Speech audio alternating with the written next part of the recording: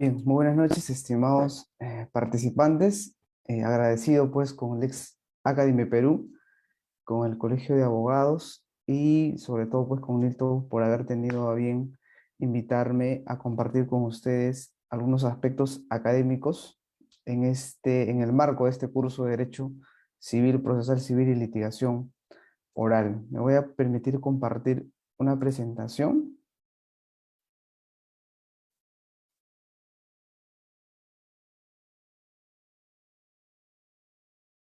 Bien.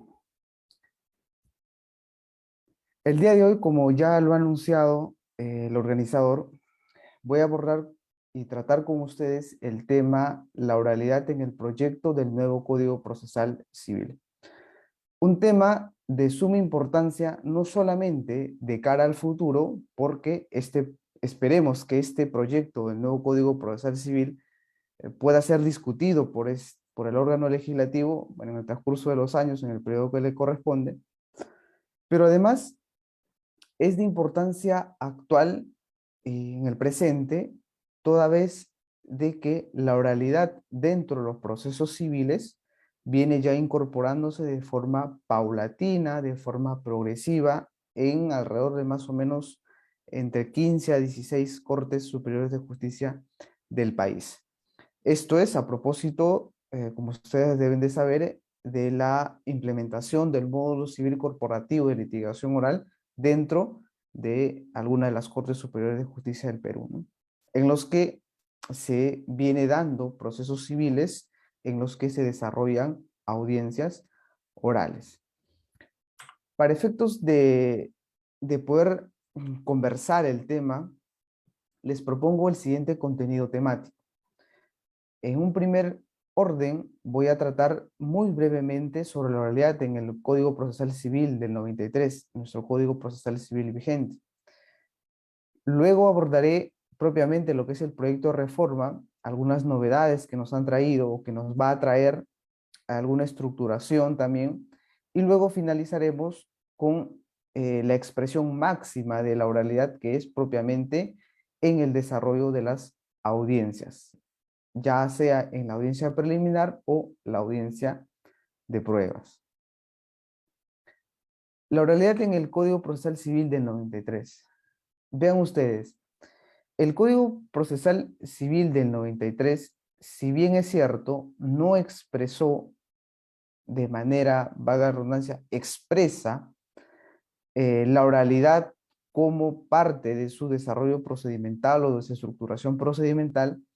Sin embargo, lo que estableció el Código Procesal Civil del 93 sobre la base del proyecto de modelo del Código Civil, del Código Procesal Civil para Iberoamérica, que se dio en Uruguay, es que plantea un proceso por audiencias. No es un proceso puramente oral, porque ustedes podrán recordar y verificar que el Código Procesal Civil originario del 93 estableció fundamentalmente una postulación escrita, demanda y contestación escrita.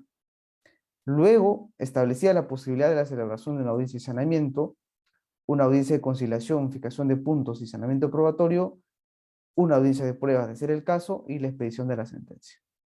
Entonces, vean ustedes que el originario CPC no estableció propiamente un proceso oral, sino un proceso por audiencias. Un proceso que combina una postulación escrita con algunas audiencias a desarrollarse en todo el decurso procedimental. Bien, entonces, eso es lo que nos establecía el CPC originario. Sin embargo, por problemas de recursos económicos, problemas de falta de capacitación, apoyo político, entre otras razones, no se, no se aprovechó las ventajas que nos daba este proceso por audiencia, ¿no? Que las audiencias sean orales y puedan discutirse de una mejor manera y de una forma fluida las actuaciones procesales. Entonces, lo que ocurrió, como ustedes recordarán, es que en el año 2006 y en el 2007 ocurrieron dos grandes cambios. Dos grandes cambios. En el 2014 hubo un pequeño cambio que nos indicaba de alguna manera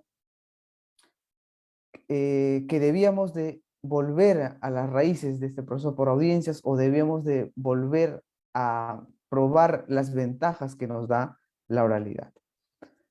Veamos rápidamente. En el 2006, lo que ocurrió fue principalmente lo siguiente. Se modificó el 448 y el 449. ¿Qué implicó esto? Se elimina la audiencia y saneamiento. ¿Ya? Las excepciones se formulaban de manera escrita, prueba documental. El saneamiento del proceso también se realizaba de forma escrita por el juez. ¿Ya? Entonces, esa situación lo que originó fue diversas críticas. Ustedes van a poder verificar de un cuadro comparativo que les muestro, que el originario 449 establecía la posibilidad de la audiencia de saneamiento y la posibilidad de que justamente se expida el auto de saneamiento en la audiencia. Pero con la modificación del año 2006, lo que ocurrió es que el juez todo lo hace por escrito. En el año 2007, decreto legislativo 1070, lo que ocurre fue la derogatoria del 326, del 468, 470 y 471 del CPC. Esto es, se eliminó la audiencia de conciliación, la formulación de puntos controvertidos y saneamiento probatorio es de manera escrita, sobre todo en los procesos de comisión amplia, que son los procesos de conocimiento, y la crítica era, pues, de alguna manera la pérdida de concentración procesal. Porque lo que se evidencia actualmente es que en un proceso de conocimiento, para que te saneen el proceso, pasa mucho tiempo, te plantean previamente que tengas señalar puntos controvertidos, luego te lo sanean, o sea, es todo un desarrollo, pero que te demora más o menos alrededor de un año. Entonces, la crítica es que justamente por estas modificaciones se ha perdido lo que es la concentración procesal. El cuadro comparativo, el 326, fue derogado. El 468, 471 fue derogado el 471. El 468 quedó de otra manera. Esto es que se expide el auto de saneamiento, el juez procede a fijar y declara el saneamiento probatorio, ¿no? La admisión o rechazo de los medios probatorios. Si el caso lo requiere, el juez señala fecha para la audiencia de pruebas. Cosa distinta era en el originario CPC, porque en el originario 468 se establecía la posibilidad de audiencia de conciliación. De no haber conciliación, se pasaba a fijación de puntos contortivos en la misma audiencia y la realización del saneamiento probatorio. Pero eso ha sido modificado. En el año 2014 les mencioné que de alguna manera se buscaba retornar a observar las ventajas de la oralidad. Es por eso que el 2014, de alguna manera, se modifica el 204 y el 208 en los siguientes términos. En el 204 se establece, bueno, la posibilidad de que se podía grabar las audiencias en audio y video. ¿Ya? Un pequeño atisbo. Y en el 208, la eliminación del uso del pliego interrogatorio para testigos. ¿Ya? Entonces, esos son algunos de los principales atisbos que nos hacían ver que posiblemente tendríamos que retornar a las ventajas que nos daba la oralidad. Ahora, con esas contrarreformas del año 2006 y del año 2007, nuestro actual procedimiento, sobre todo de comisión amplia, el proceso de conocimiento, es el siguiente. Se mantiene la postulación escrita, demanda y contestación, defensas de forma, excepciones, cuestiones tachas, cuestiones por escritas, ¿ya? Escritas. Sin embargo, el saneamiento procesal se va a realizar de manera escrita, se emite un auto de saneamiento procesal. Luego, se invita a que las partes puedan proponer puntos controvertidos en el plazo de 3 días, el 468 te dice eso, y el juez posteriormente a ello te saca el auto de fijación de puntos controvertidos y saneamiento probatorio. Escrito. Y solamente si es que el caso lo requiere, se dispone la realización de una audiencia de pruebas. En caso no sea necesaria la actuación de medios probatorios, el juez puede disponer lo que es el juzgamiento anticipado del proceso. ¿Ya? Entonces, vean ustedes que luego de las reformas del 2006 y 2007, nuestro proceso civil actual y vigente es postulación escrita, todo es escrito, la única excepción o la única posibilidad de oralizar una audiencia, en una audiencia, es en la audiencia de pruebas. El resto es todo escrito. ¿Ya? Entonces, esa es, de alguna manera, es la estructura procedimental que tenemos en nuestro Código Procesal Civil vigente, posterior a la reforma del 2006 y 2007 respectivamente. Y esto lo vamos a ver con más detalle a continuación, porque ustedes podrán verificar que el originario CPC, postulación escrita, claro que sí, audiencia y saneamiento, conciliación, fijación y saneamiento probatorio, era oral. Audiencia de pruebas, también oral. El actual CPC, reformas 2006-2007, postulación se sigue manteniendo escrita, el saneamiento ahora ya no va a ser oral en una audiencia, sino es escrita, la fijación de puntos, punto abortivo y saneamiento probatorio, también de igual forma escrita, y la única posibilidad es la audiencia de pruebas que se entiende que debe desarrollarse de forma oral, sobre todo cuando hay prueba testimonial que actuar sobre declaración de parte.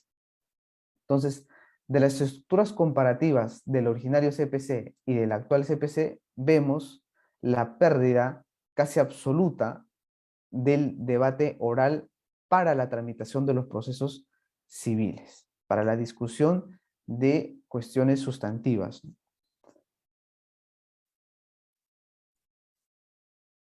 Bajo ese marco, entonces, ya habiendo entendido cómo es que nuestro CPC vigente tenía una estructura originaria, luego ha cambiado, vamos a ver ahora qué es lo que nos plantea el proyecto de reforma del Código Procesal Civil.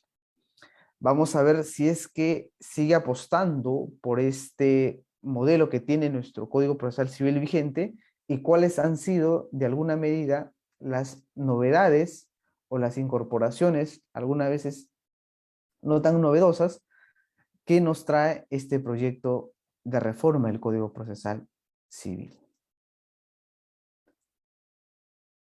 A modo de antecedentes, debemos de señalar que la resolución ministerial 299-2016 del Ministerio de Justicia designa y crea y conforma un grupo de trabajo para la revisión y mejoras al Código Procesal Civil.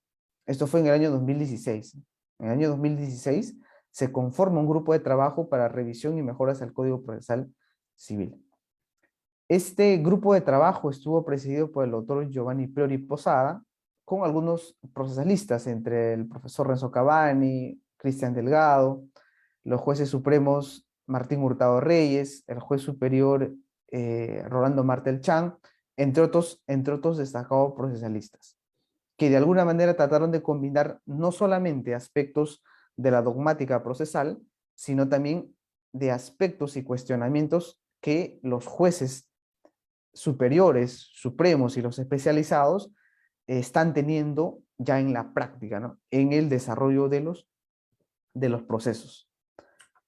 Es así que luego de alrededor de 2 años de trabajo y de reuniones, se publica en el año 2018 el proyecto de reforma del Código Procesal Civil, bajo esa denominación, ¿eh? Ténganlo muy en cuenta, bajo esa denominación. Proyecto de reforma del Código Procesal Civil, ¿ya? Ustedes podrán apreciar, esta es la portada de este proyecto, proyecto de reforma del Código Procesal Civil. Sin embargo, en mayo del 2021 ocurre una situación que no debemos de soslayar. Y es que posterior a la publicación de este proyecto de reforma del Código Procesal Civil en el año 2018, se publica justamente para dar la posibilidad a la comunidad jurídica en general a que puedan realizar críticas, opiniones, comentarios, sugerencias o recomendaciones o aportes para que el grupo de trabajo pueda revisarlos y, si es que lo consideran necesario, poder de alguna manera tomarlas en cuenta. Y eso es lo que ocurrió, y sobre todo en el contexto de la pandemia de la COVID-19, es que de alguna manera el grupo de trabajo se vuelve a reunir y empieza a tomar algunos aportes y adecúa y establece de alguna medida una mejor ordenación del articulado del proyecto de reforma, y en mayo del 2021 se publica esta, bajo esta denominación, Proyecto del nuevo Código Procesal Civil. Ya no proyecto de reforma del Código Procesal, sino proyecto del nuevo Código Procesal Civil. Y para hablar ya del proyecto de reforma del Código Procesal Civil, bajo ese marco de que en el 2018 sacaron un proyecto de reforma, luego en el 2021 sacaron bajo otra denominación, proyecto del nuevo Código Procesal Civil, debemos de tener muy en cuenta y muy en claro por qué es que resulta necesario reformar nuestro Código Procesal Civil vigente. Y esta pregunta ha sido respondida de alguna manera por el profesor Giovanni Prora en algunas intervenciones que ha tenido luego de estas publicaciones, de las publicaciones del 2018 y sobre todo en el 2021, sobre la necesidad o no de reformar el Código Procesal Civil. Yo principalmente he destacado 4 razones que me parecen muy trascendentales y que de alguna medida van a englobar el resto de algunas otras razones que seguramente existen para reformar el Código Procesal Civil. La primera gran razón, estimados amigos y amigas, es que todo texto procesal, todo texto normativo, de alguna medida debe responder a los cambios sociales, políticos, económicos y culturales que viene atravesando.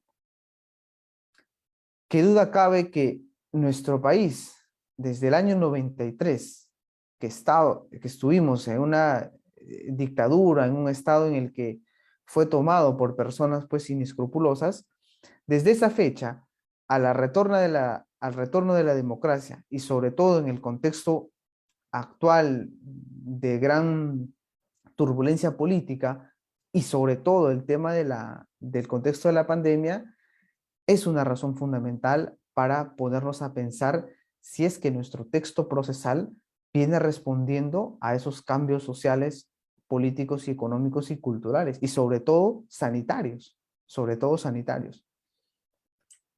La segunda gran razón es que del 93 a la fecha ha habido diversas modificaciones sistemáticas del Código Procesal Civil.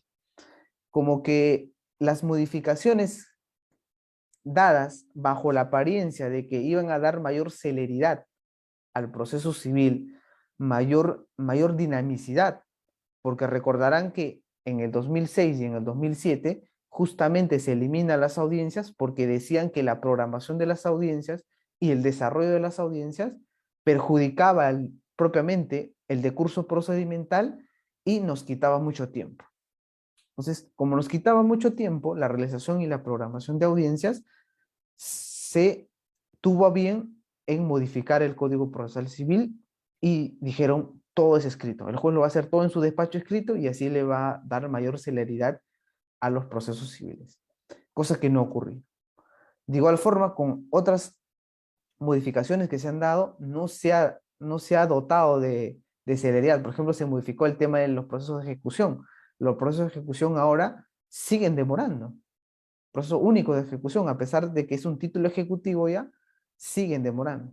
Entonces, es una razón importante el que las modificaciones dadas como que no han resultado eficaces y eficientes para aminorar en todo caso la carga procesal. Como tercera gran razón es la presencia de las reformas de los códigos procesales tanto a nivel nacional y latinoamericano. A nivel nacional, el ejemplo más claro y palpable que tenemos es la reforma del Código Procesal Penal, que ya está casi a nivel de todo el Perú. Bajo esa reforma del proceso penal, vean ustedes que se viró de una mayor amplitud y complejidad a un modelo adversarial en el que se discute de forma oral, pues, ¿no? Todas las actuaciones procesales. Otro gran ejemplo y también de alguna medida más reciente a nivel nacional es la nueva Ley Procesal del Trabajo, que ha dotado justamente de oralidad a las audiencias en los procesos laborales y que al parecer está resultando, pero siempre hay algunos problemas, sobre todo en las programaciones de las audiencias, porque son muy diferidas en el tiempo, ¿no? Sin embargo, son dos muestras de que se han presentado ya en las últimas décadas, en la última década, reformas importantes a nivel de nuestros más importantes también textos procesales, como es el Código Procesal Penal y la Ley Procesal del Trabajo. A nivel latinoamericano también los textos procesales, los códigos procesales han venido siendo modificados. Claros ejemplos tenemos el Código Procesal Civil brasileño, el colombiano, el ecuatoriano, el Código Procesal de Costa Rica. Son textos procesales que han virado a adoptar el esquema de la oralidad y que las audiencias civiles sean justamente desarrollados oralmente. Entonces, el, la consonancia que debe tener la reforma en nuestro Código Procesal Civil debe ser justamente en ese sentido. Entender de que ya se han presentado importantes reformas a nivel nacional de nuestros textos procesales, pero también a nivel latinoamericano, nuestros vecinos más cercanos ya se están modificando y se están reformando casi en su integridad los textos procesales. Y nuestro país, de alguna medida, tiene que responder también en ese contexto y en ese escenario, porque así lo exige de alguna medida nuestra sociedad, ¿no? Y finalmente, más importante aún, sobre todo en el contexto actual de la pandemia, es la incorporación de las nuevas tecnologías.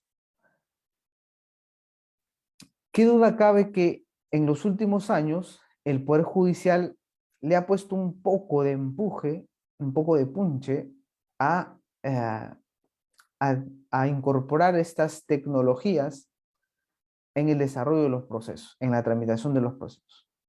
Empezaron con el tema de las casillas electrónicas, ¿no? Para todos los abogados, para todas las partes que intervienen en el proceso, se les aperturó las casillas electrónicas, las notificaciones electrónicas. Se habilitó ahora en pleno contexto de la pandemia la posibilidad de presentación de las mesas de partes virtuales, ¿no? Uno puede presentar de forma virtual sus escritos, sus demandas. Y más recientemente es ya la implementación del expediente judicial electrónico, que ya hay algunas cortes que están viniendo implementando, están en tratativas y están viendo cómo es que se implementa este expediente judicial electrónico.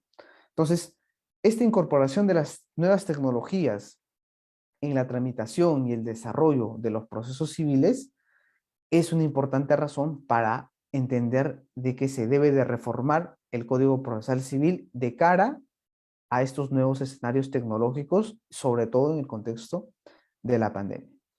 Entonces, estas han sido cuatro de las principales razones que considero importantes para responder por qué es necesario o por qué se debe reformar el Código Procesal Civil del 93. Algunos lineamientos de la reforma. Estos lineamientos principalmente están expresados en el título preliminar de este proyecto del nuevo Código Procesal Civil. Parten por siempre tener como horizonte una tutela jurisdiccional adecuada, oportuna y eficaz. Como eje central se pone la dignidad y la igualdad de la persona humana en el desarrollo y en el acceso a la justicia, el informalismo y la flexibilidad procesal.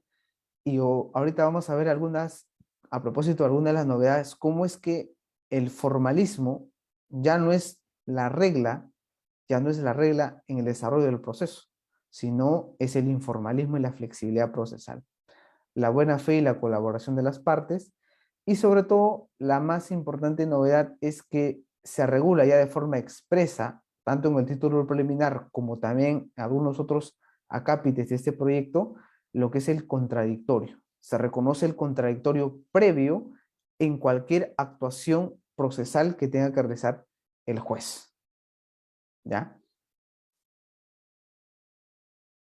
Entonces, para abordar las novedades, tenemos que tener en cuenta esta pequeña diferenciación. Les mencioné que en marzo del 2018 se publica el proyecto de reforma del Código Procesal Civil, bajo esa denominación, ojo, proyecto de reforma del Código Procesal Civil. En mayo del 2021 se publica bajo esta denominación, proyecto del nuevo Código Procesal Civil. Y lo que muchos de ustedes se preguntarán es, ¿serán dos proyectos de reforma distintos? Ambos cambiarán en forma y fondo. ¿Qué es lo que se cambió? ¿Qué es lo que no se cambió? ¿Hay alguna diferenciación o no hay alguna diferenciación? Veamos ahora solamente por el aspecto formal y luego algunos ejemplos del aspecto de fondo. En el aspecto formal, vean ustedes que el proyecto de reforma de marzo del 2018 establecía la misma estructuración de nuestro Código Procesal Civil del 93. Si ustedes verifican el índice de su Código Procesal Civil del 93, van a ver que es la misma estructuración. Tiene 7 secciones. Título preliminar, 10 artículos, 7 secciones. ¿Ya? 6 secciones, perdón. Lo que se incorpora, la novedad es de los procesos especiales, pero la estructuración es la misma. Sin embargo, el proyecto del nuevo Código Procesal Civil de mayo del 2021, publicado en mayo del 2021, cambió estructuralmente y de alguna medida estableció una nueva reformulación del articulado. Porque en el 2018 solamente tenía 869 artículos. En el mayo del 2021, el proyecto del nuevo código tiene 921 artículos.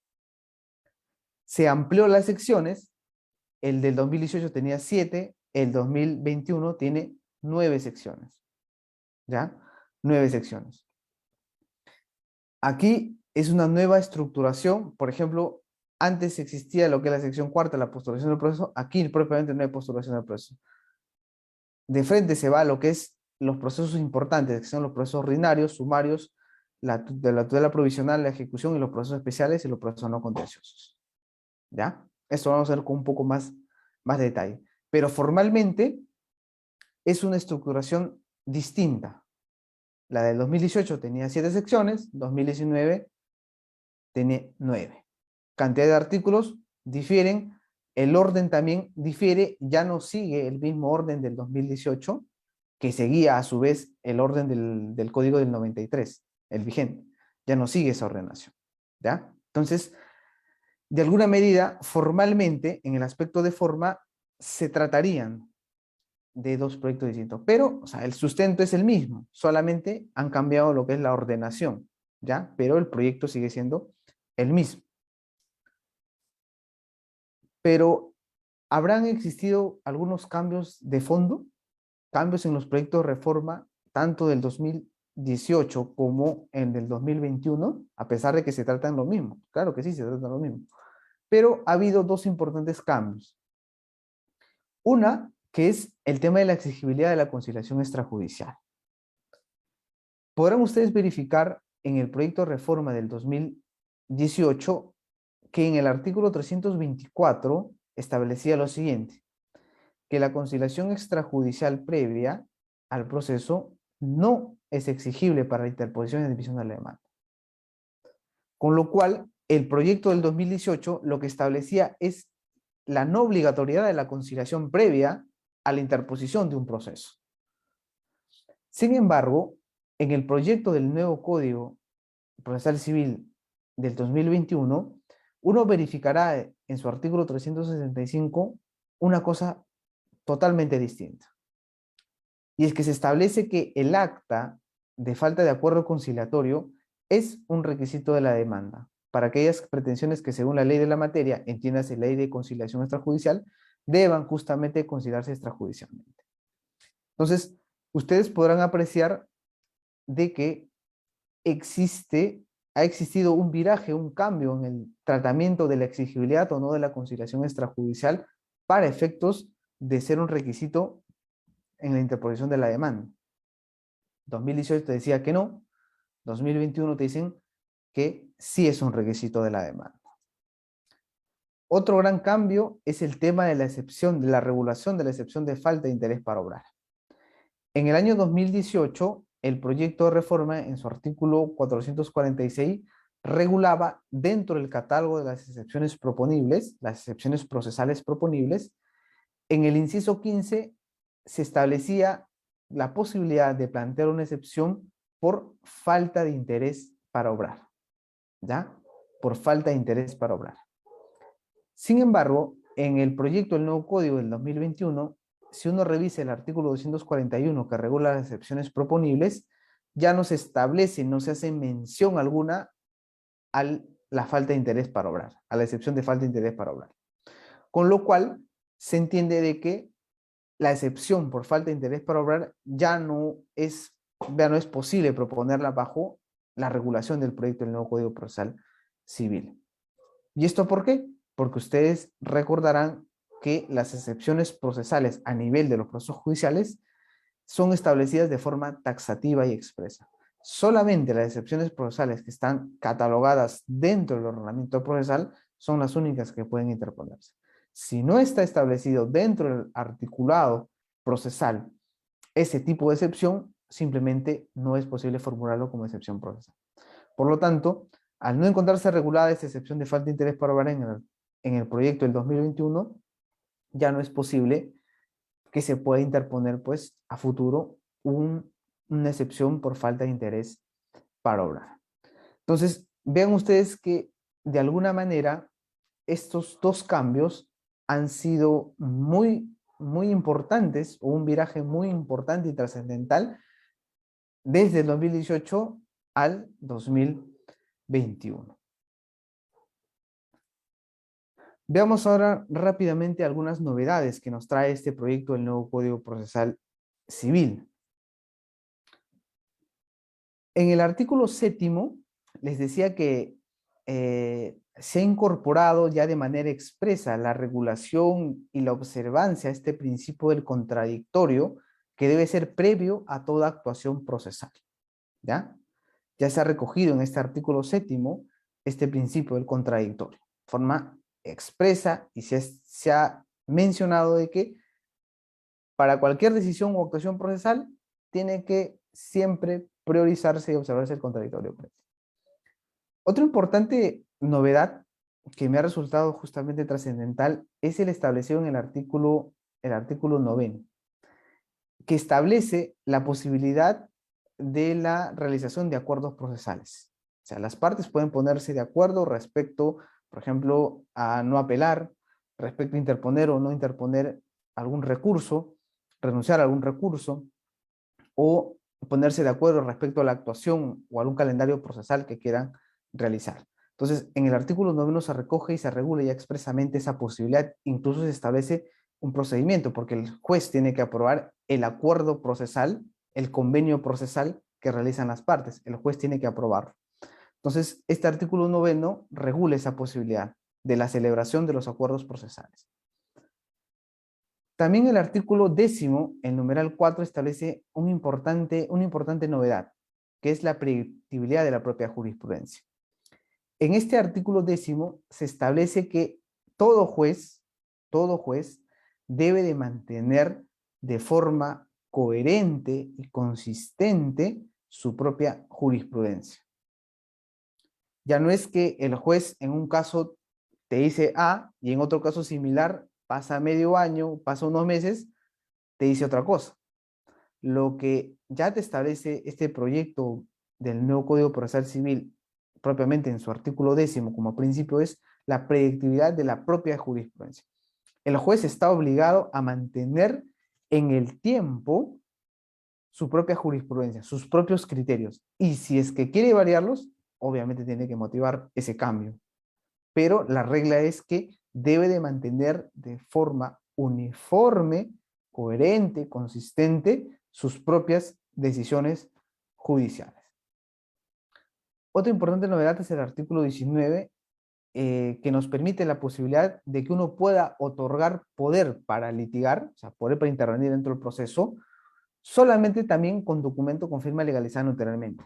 Porque recordarán que actualmente el CPC vigente, uno interviene a través de poder por escritura pública o poder por acta ante el juez. Lo que establece este proyecto del nuevo código es también la posibilidad de que puedas otorgar poder a través de un documento privado, pero con firma legalizada anteriormente. Vean ustedes el cambio de orientación, ya no es tan formalista, sino es informal, flexible procesalmente, y te establece la posibilidad de que tú puedas otorgar poder por un documento privado con firmas legalizadas notarialmente. El artículo 116 nos establece otra importante novedad, que es en la forma como deben de estar escritas o los componentes que deben tener toda resolución judicial.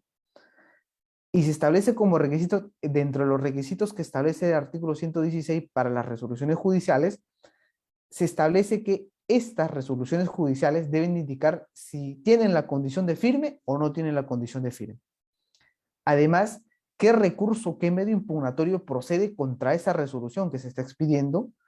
Además, señalar cuál es el órgano competente para que conozca el medio impugnatorio y cuál es el plazo que tiene la parte para poder apelar e impugnar esa resolución judicial.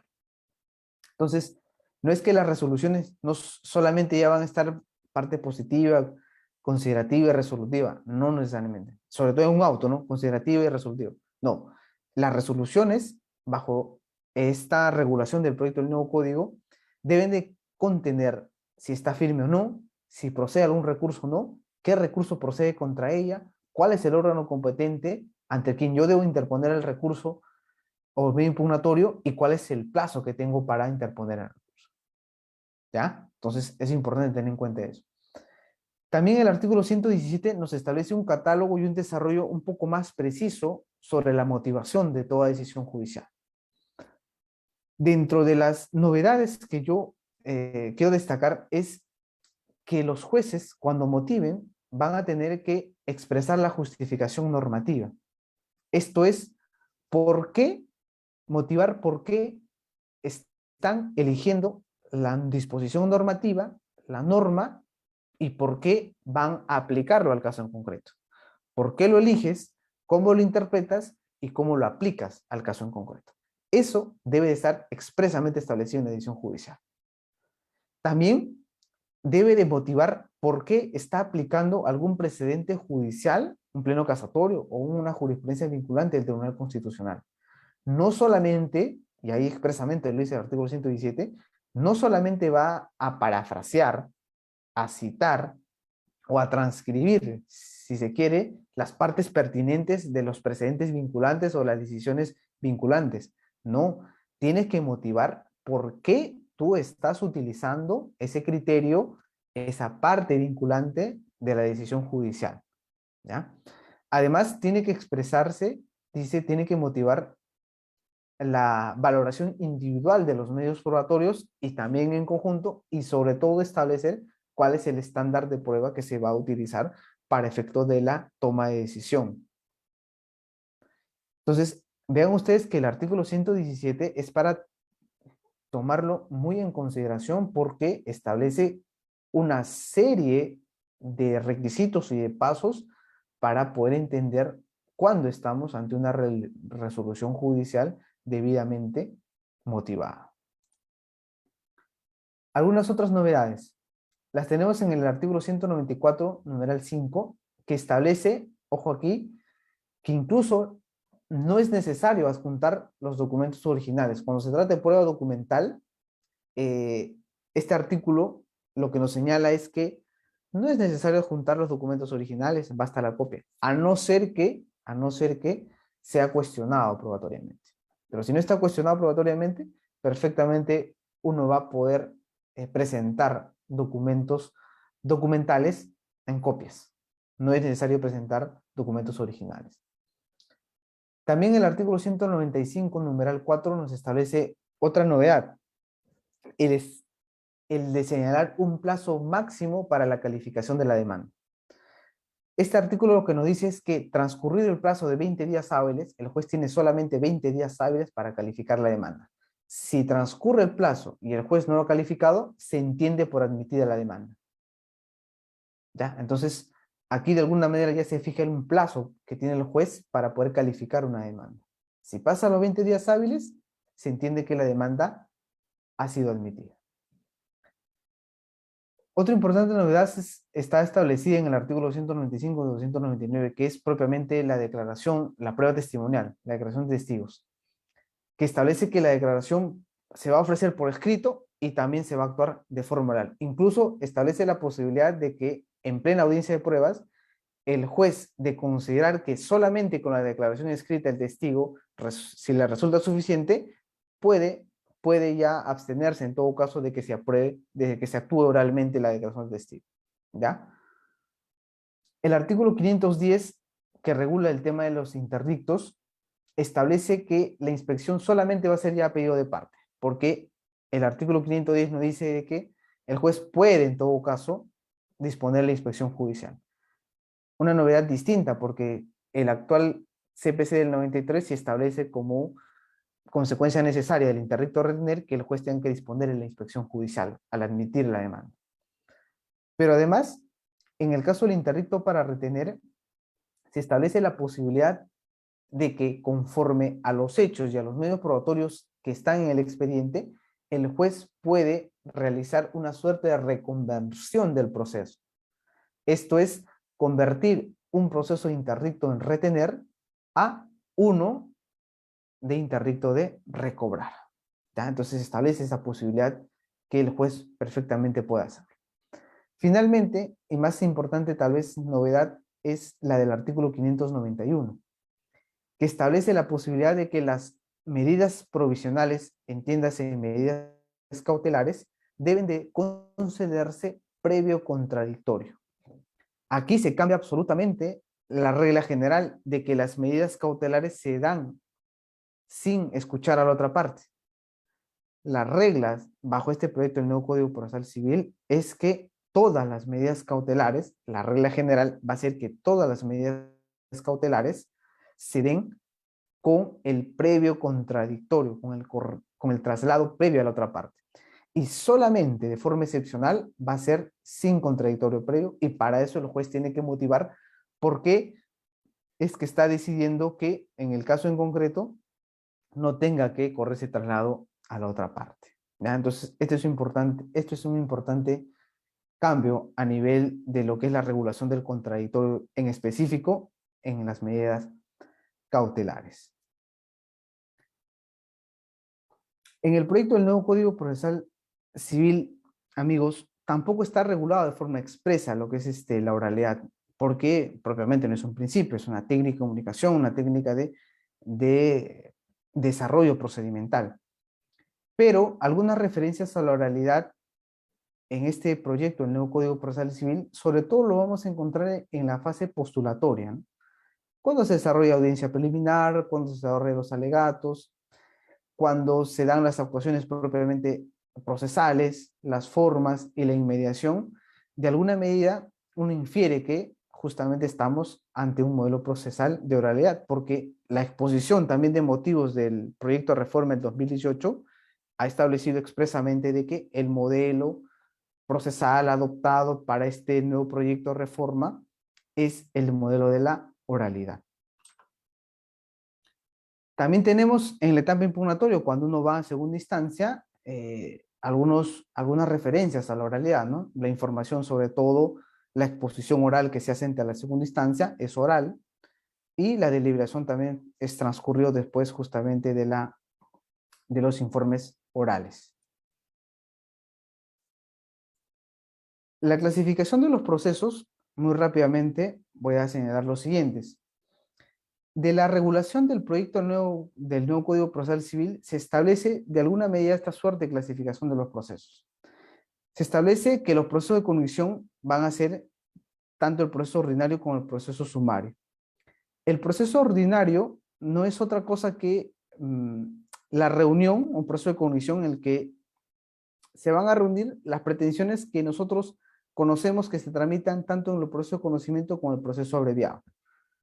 ¿Qué quiero decir con esto? Que algunas de las pretensiones del proceso abreviado, del proceso de conocimiento que nosotros conocemos que se ventilan en esos procesos, bajo esta regulación del nuevo Código Procesal Civil, van a ser tramitados en el proceso ordinario.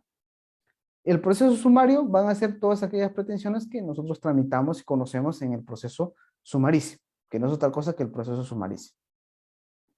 Luego tenemos lo que es la tutela provisional, tutela cautelar, tutela anticipatoria, la ejecución, ¿no? Ejecución propiamente de la sentencia, ejecución de títulos extrajudiciales.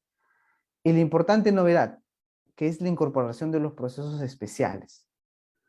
Tenemos a la prueba anticipada y tenemos sobre todo a los procesos colectivos. Y es una importante novedad, incorporación, porque ya no estamos solamente a la posibilidad de interponer procesos colectivos para la protección de intereses difusos bajo al amparo de un artículo, que era, me parece que es el artículo 85 del CPC vigente, sino que este proyecto del nuevo código te establece un subcapítulo específicamente cómo es que vamos a tramitar los procesos colectivos, quiénes son los legitimados, quiénes no son los legitimados, cuáles son aquellas personas que van a actuar o no en representación, cuáles hay un registro incluso para la intervención de esas personas que intervienen en estos procesos colectivos.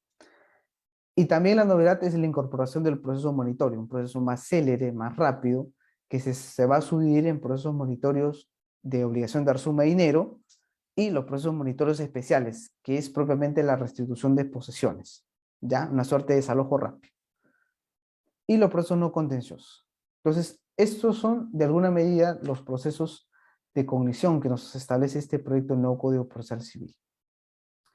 Para efectos de la exposición, solamente me voy a centrar en los procesos de cognición y fundamentalmente en los procesos ordinarios, que son de alguna medida los más complejos y en los que mayor se evidencia el tema de la oralidad, ¿no? El régimen de las audiencias. Como les mencioné, los procesos de cognición, bajo este nuevo proyecto, se van a dividir solamente en procesos ordinarios y los procesos sumarios. En los procesos ordinarios vamos a tener una audiencia preliminar y una audiencia de pruebas. Y en los procesos sumarios solamente vamos a tener una audiencia única, ¿ya? Una audiencia única. En los procesos ordinarios, esta es la estructura procedimental. Se sigue con la postulación escrita, demanda y contestación y defensa de forma escrita. Luego se convoca una audiencia preliminar, de ser el caso y de ser necesario, una audiencia de pruebas y luego se expide la decisión final, la sentencia. ¿Ya? Esta es la estructura procedimental de un proceso ordinario, un proceso de cognición amplia. Y si nos vamos en detalle a las audiencias propiamente, decíamos que en los procesos ordinarios vamos a tener la audiencia preliminar y la audiencia de pruebas. Para la audiencia preliminar, lo que te establece los artículos 263 al 269 son los siguientes objetivos: propiciar conciliación, sanear proceso, delimitación de los puntos controvertidos y el establecimiento de reglas procedimentales. Los lineamientos son los siguientes: velar por el contradictorio, igualdad de armas, primacía de la oralidad. La audiencia preliminar es fundamentalmente oral. Se promueve solución de conflictos a través de la conciliación. Se da antiinformalismo, porque toda discusión, cuestionamiento que se pretenda realizar del proceso se va a tener que dar necesariamente en la audiencia preliminar. En el acto, tú puedes cuestionar cualquier otro asunto y por el informalismo que justamente nos promueve este proyecto del nuevo Código Procesal Civil, perfectamente va a poder ser discutido dentro de la audiencia preliminar. También en la permisión de acuerdos procesales. El desarrollo, vean que va a ser el siguiente. Se inicia en la fecha y hora fijada, ¿no? Se registra en audio y video, se verifica la asistencia de las partes. La primera gran subfase de esta audiencia preliminar bajo el esquema del proyecto del nuevo Código Procesal Civil es el siguiente. Se inicia con los alegatos de apertura, se promueve la conciliación, de no producir la conciliación, bueno, se sanea el proceso, ¿no? Se evalúa lo que es la relación jurídica procesal, se revisa acuerdos procesales si es que lo hubiese, luego se organiza la causa, que no es otra cosa que la delimitación de los puntos controvertidos y no controvertidos, se pasa el saneamiento probatorio, se admite o se rechaza los medios probatorios, y si es que el caso lo requiere, esto es que necesitamos prueba para actuar, se convoca justamente a la audiencia de pruebas. En caso de no ser así, se dispone el juzgamiento anticipado y se establece la posibilidad a las partes para que puedan formular sus alegatos de clausura. Entonces, este es el desarrollo que nos plantea este proyecto del nuevo Código Procesal Civil respecto del desarrollo de la audiencia preliminar. Y si ustedes podrán ser muy observadores, van a advertir que es casi la misma estructuración que tenemos ahora en los módulos civiles corporativos de litigación oral. La misma estructuración, que ya se está implementando de manera progresiva en las diversas cortes. Entonces, se ha tomado, digamos, esta misma estructuración y este mismo desarrollo. Para la audiencia de pruebas, si el caso lo amerita, hemos dicho que se puede convocar a la audiencia de pruebas. Y la audiencia de pruebas, que está regulada en el artículo 360 de este proyecto del nuevo Código Procesal Civil, va a tener el mismo desarrollo que incluso tenemos en el Código Procesal Civil del 93. Se registra en audio y video, se verifica la asistencia de las partes, se actúa la prueba pericial en la inspección judicial si es que ha sido ofrecida, se actúa prueba testimonial, reconocimiento y exhibición de documentos, la declaración de las partes y finaliza con los alegatos de clausura. Entonces, este es el desarrollo de la audiencia de pruebas que es muy similar al desarrollo que incluso tenemos en nuestro Código Procesal Civil del año 93. ¿Ya?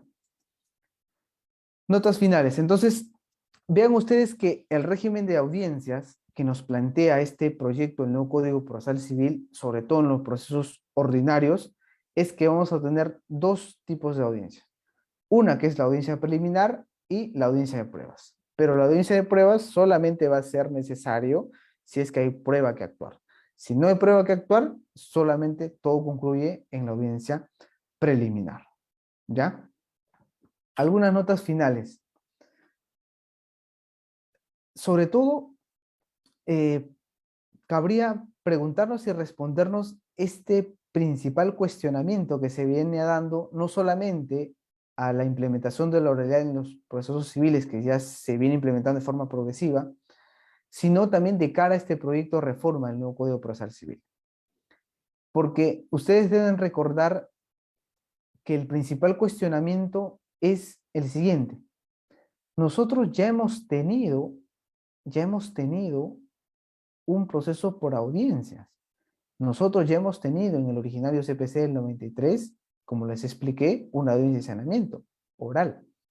Una audiencia de conciliación, fijación de puntos y saneamiento probatorio también oral. Bueno, y la audiencia de pruebas también oral. Entonces, yo ahora, a pesar de que ya hemos transcurrido del 93 hasta el 2006 bajo esta estructura procedimental de audiencias, de proceso por audiencias, hemos visto que ha fracasado. ¿Por qué insistir en lo mismo? Si este modelo ya ha fracasado, no funciona, no ha funcionado durante tantos años. Por eso es que justamente se reforma el Código Procesal Civil en el 2006 y en el 2007. ¿Por qué? No funcionaba. Pero vean ustedes, el proyecto del nuevo Código Procesal Civil plantea también un proceso por audiencias, audiencia preliminar, audiencia de pruebas. Sin embargo, la gran diferencia es que este proyecto del nuevo Código Procesal Civil, tan igual como el modelo de realidad que se viene implementando a nivel nacional, la característica principal es que logra una mayor concentración de actuaciones procesales. Porque todo lo que se veía en la audiencia de conciliación y la audiencia de saneamiento, antiguamente lo vamos a ver en la audiencia preliminar. O sea, antiguamente en el 93 tenemos dos audiencias. Ahora solamente vamos a tener una, que es la audiencia preliminar. Ahí se va a discutir saneamiento, puntos y saneamiento probatorio. Es una mayor concentración. Hay mayor concentración. Por lo tanto, el modelo no necesariamente está destinado al fracaso. Es un modelo distinto, más concentrado. Y si lo comparamos con el actual CPC, vamos a tener que va a resultar un mayor avance en la tramitación de procesos. Porque nuestro actual CPC, todo es escrito, a excepción de la audiencia de pruebas. Y este nuevo Código Procesal Civil, proyecto del nuevo código, nos establece postulación escrita también, sí, pero la concentración de actuaciones procesales importantes a desarrollarse en la audiencia preliminar, luego tenemos una audiencia de pruebas y una decisión final. Entonces, es un modelo totalmente distinto al actual CPC, que de alguna medida está otorgando beneficio incluso a aquellas cortes superiores en los que se viene implementando este modelo de oralidad. Algunas problemáticas, ya para ir concluyendo, rápidamente me voy a referir a ellas, y son las siguientes. ¿Es necesario mayores recursos económicos, infraestructura, tecnología, jueces, personal administrativo para lograr implementar no solamente la oralidad que ya se viene implementando, valga la redundancia, a nivel del Perú, sino también de cara a este proyecto del nuevo Código Procesal Civil?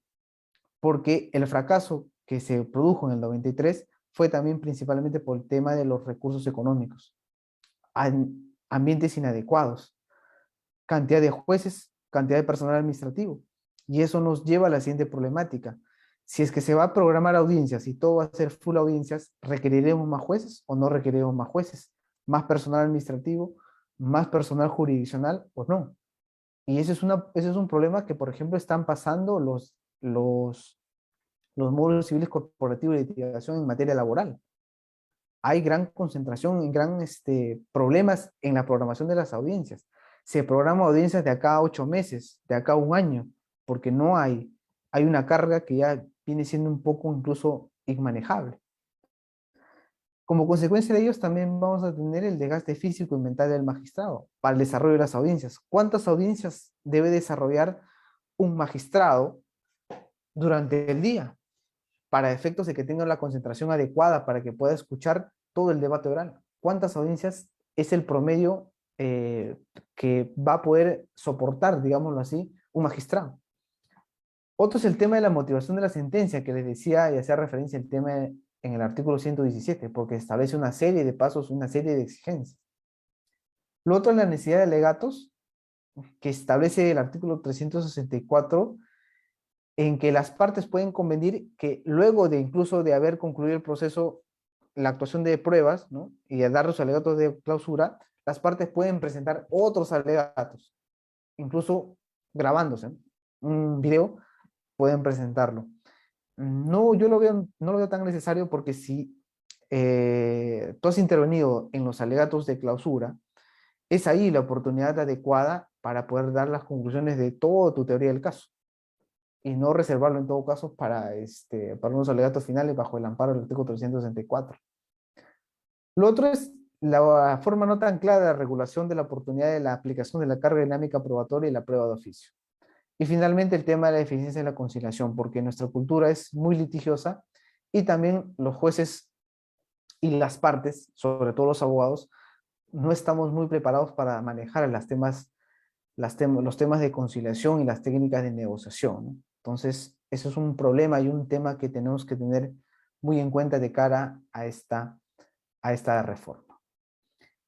Finalmente, solamente debo concluir que con la siguiente reflexión: el presente y el futuro dentro de los procesos civiles van a ser justamente que las audiencias sean orales.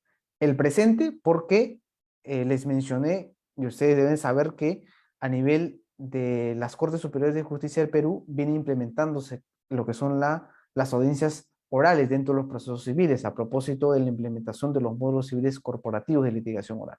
Entonces, en el presente ya tenemos audiencias civiles orales en algunas Cortes Superiores de Justicia del país. Y el futuro, si es que se apruebe y se discute este proyecto que hemos venido conversando del nuevo Código Procesal Civil, también vamos a tener audiencias civiles orales. Entonces, presente y futuro va a ser, para efectos del proceso civil, que las audiencias sean orales. Y eso va a implicar que cada vez más estemos mejor preparados para poder desenvolvernos y poder afrontar de forma eficaz un proceso judicial de naturaleza civil. Muchísimas gracias por su atención. Quedo a disposición de ustedes si es que hubiese alguna interrogante. Si no, pues me despido hasta otra oportunidad. Gracias.